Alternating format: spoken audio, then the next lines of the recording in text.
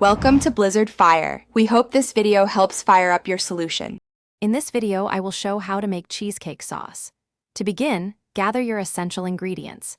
You will need about 8 ounces of softened cream cheese, 1/2 cup of granulated sugar, and 1/4 cup of milk or heavy cream. Also, have a small saucepan and a whisk ready. Ensuring your cream cheese is at room temperature is crucial for achieving a perfectly smooth sauce. This preparation sets the stage for a delightful topping. Now, let's create the creamy base for our sauce. In a medium-sized bowl, combine your 8 ounces of softened cream cheese with the 1/2 cup of granulated sugar. Whisk these two ingredients together vigorously until the mixture is entirely smooth, with no lumps remaining.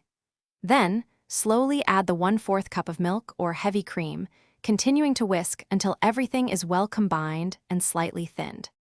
Next, we will cook the sauce to achieve its perfect consistency.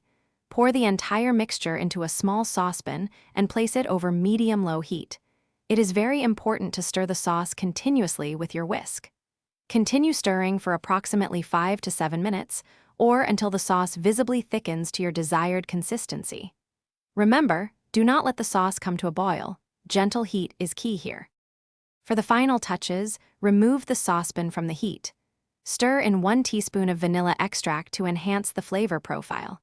Now, let the cheesecake sauce cool completely.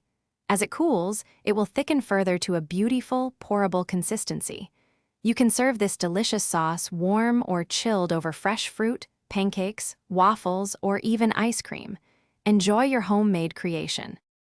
Thanks for watching. If you found this helpful, don't forget to like and subscribe.